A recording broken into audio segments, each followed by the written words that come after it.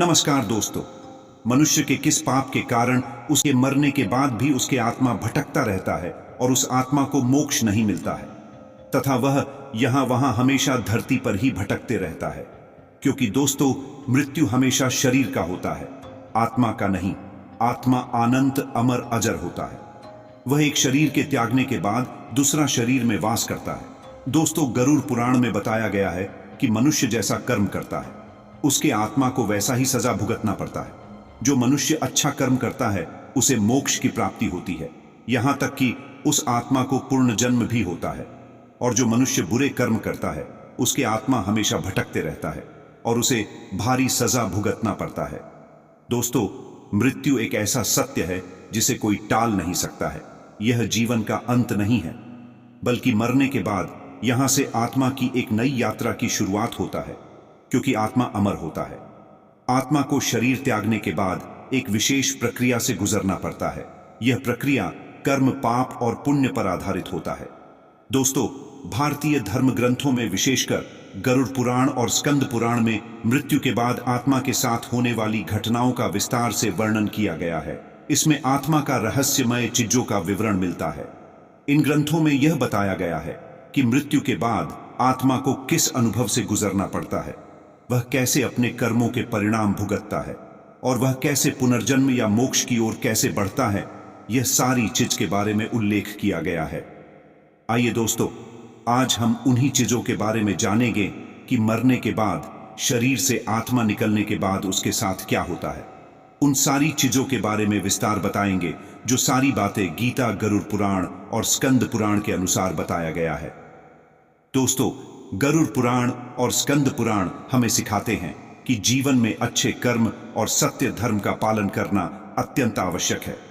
परंतु मृत्यु का डर केवल उन्हीं को होता है जिन्होंने जीवन में पाप किए हैं। लेकिन जिन्होंने धर्म का मार्ग चुना है और सत्य की राह चुना है, उनके लिए मृत्यु मोक्ष की ओर बढ़ने का एक द्वार होता है। दोस्तों, गरुड़ पुराण में मनुष्य के मरने बाद उसके आत्मा को गुजरने की यात्रा को मुख्य रूप से 3 भागों में बांटा गया है। पहला है मृत्यु का क्षण। गरुड़ पुराण के अनुसार जब मनुष्य के मृत्यु का समय आता है, तब यमदूत या देवदूत कर्मों के आधार पर उसे लेने आते हैं। मृत्यु के समय आत्मा शरीर से बाहर निकलने की कोशिश करती है, पर जो पुण्य आत्मा रहता है उसके लिए यह आसान होता है।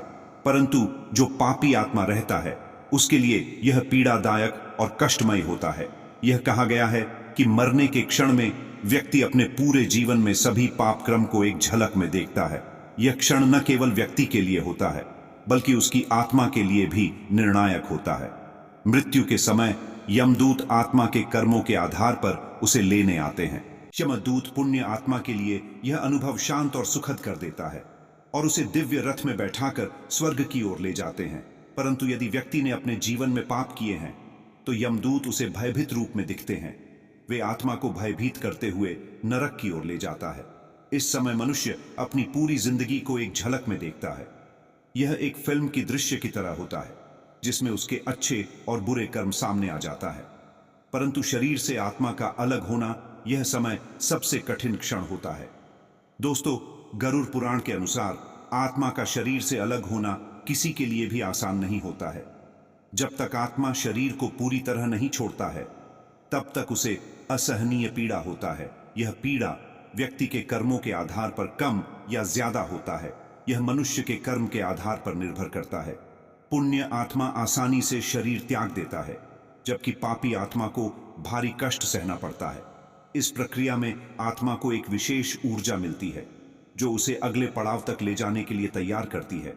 लेकिन इस बीच आत्मा अपने परिवार, प्रियजनों और अपने भौतिक जीवन से जुड़ी चीजों को छोड़ने के लिए संघर्ष करती है और उसके बाद उसके शरीर से आत्मा बाहर निकल जाता है और उसी आधार से यमराज उस आत्मा को स्वर्ग या नरक की ओर ले जाते हैं तथा पुण्य आत्मा को स्वर्ग में स्थान मिलता है, जिससे उसे आनंद, सुख और शांति का अनुभव होता है।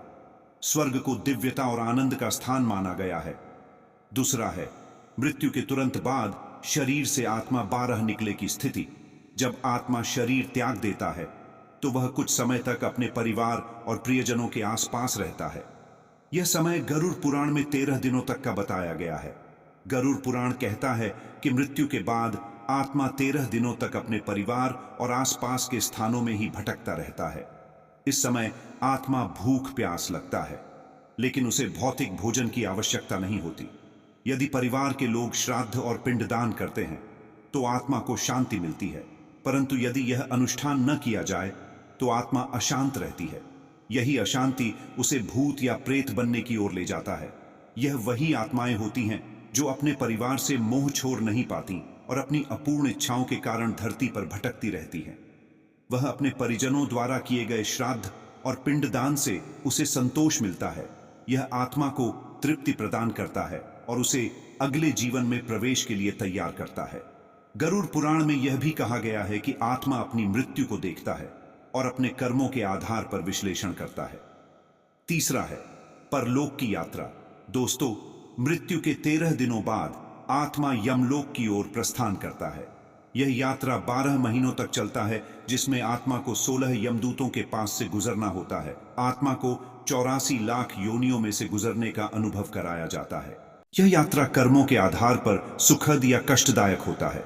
हर पड़ाव पर आत्मा को उसके कर्मों के फल दिखाया जाता है। पुण्य आत्मा को फूलों की सेज मिलती है, जबकि पापी आत्मा को कांटों भरे रास्ते पर चलना पड़ता है। गरुड़ पुराण में कहा गया है कि आत्मा को हर क्षण अपने कर्मों का आभास होता है। यमराज के पास पहुंचने पर आत्मा का पूरा लेखा जोखा पढ़ा जाता है। यमलोक में आत्मा को धर्मराज यमराज के सामने उपस्थित होना पड़ता है, जहां उसके कर्मों का लेखा जोखा किया जाता है और उसे कर्म अनुसार दंड दिया जाता है। चौथा है आत्मा का स्वर्ग या नरक एवं आत्मा का पुनर्जन्म। दोस्तों, अच्छे कर्म करने वाली मनुष्य की आत्मा को स्वर्ग में स्थान मिलता है। स्वर्ग को सुख और शांति का स्थान माना गया है, परंतु जो बुरे कर्म करने वाली मनुष्य की आत्मा को नरक में भेजा जाता है, जहां उसे विभिन्न यातनाएं दी जाती हैं। गरुड़ पुराण में नरक के 28 प्रकारों का उल्लेख किया गया है तथा जो आत्मा अच्छे कर्म करता है उसे मोक्ष प्राप्त होता है और उस आत्मा को उसके कर्मों के अनुसार नया शरीर मिलता है।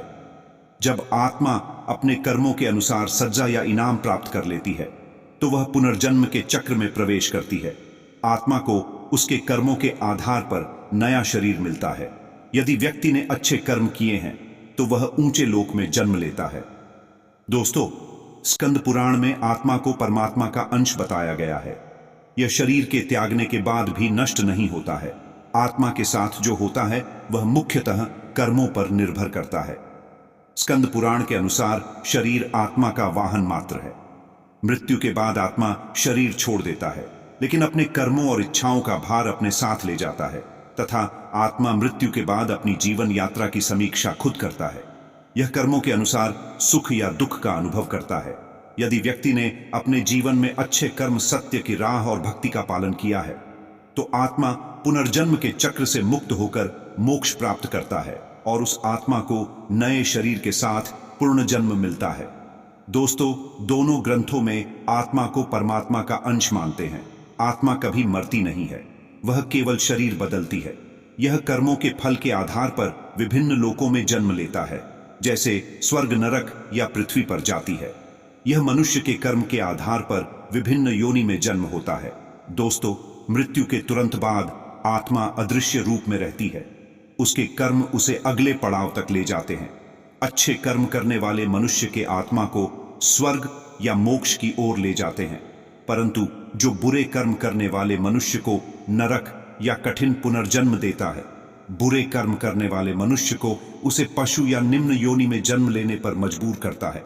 दोस्तों, गरुड़ पुराण और स्कंद पुराण के अनुसार आत्मा अमर है और मृत्यु के बाद उसे अपने कर्मों के अनुसार फल भुगतना पड़ता है। दोस्तों, अच्छे कर्म करने वाले मनुष्य की आत्मा को मोक्ष की ओर ले जाता है, जबकि बुरे कर्म करने वाले मनुष्य उसे पुनर्जन्म और कष्टदायक लोकों में ले जा सकते हैं। आत्मा का अंतिम लक्ष्य परमात्मा से मिलन और मोक्ष की प्राप्त कारणा। दोस्तों, स्कंद पुराण में भी आत्मा का अंतिम लक्ष्य मोक्ष बताया गया है। यदि व्यक्ति ने अपने जीवन में धर्म, सत्य और भक्ति का पालन किया है तो आत्मा पुनर्जन्म के चक्र से मुक्त होकर परमात्मा से मिलन होता है। हर मनुष्य को मोक्ष प्राप्त करने के लिए जीवन में सत्य, संयम और दान को अपनाना आवश्यक है। दोस्तों, स्कंद पुराण में यह भी कहा गया है कि मृत्यु का भय केवल उन्हीं को होता है जिन्होंने बुरे कर्म किए हैं। अच्छे कर्म करने वालों के लिए मृत्यु एक पुण्य यात्रा है। इसलिए दोस्तों, रहस्यमय आत्मा की इस यात्रा को समझने के लिए हमें अपने जीवन को सत्य, धर्म और दया के मार्ग पर चलाना चाहिए। मृत्यु के बाद आत्मा का हर क्षण कर्मों का हिसाब होता है। इसलिए दोस्तों, आप अपने जीवन में अच्छे कर्म कीजिए और सत्य की मार्ग पर चलते रहिए, बिना फल के इच्छा किए बिना। धन्यवाद दोस्तों। यह वीडियो आपके जीवन लिए अत्यंत महत्वपूर्ण है। यह वीडियो आपको अच्छा लगा तो दोस्तों, इस वीडियो को एक लाइक जरूर कर दें और हमारे इस चैनल गीता गुरु ज्ञान को अवश्य सब्सक्राइब कर लें। दोस्तों, आपका एक लाइक ही हमें मोटिवेशनल करता है। और दोस्तों, कमेंट बॉक्स में आप राधे राधे अवश्य लिखें, इससे आपके जीवन से जुड़ी कुछ पाप दूर होगा। धन्यवाद दोस्तों। जय श्री कृष्ण। हर हर महादेव। ओम नमः शिवाय।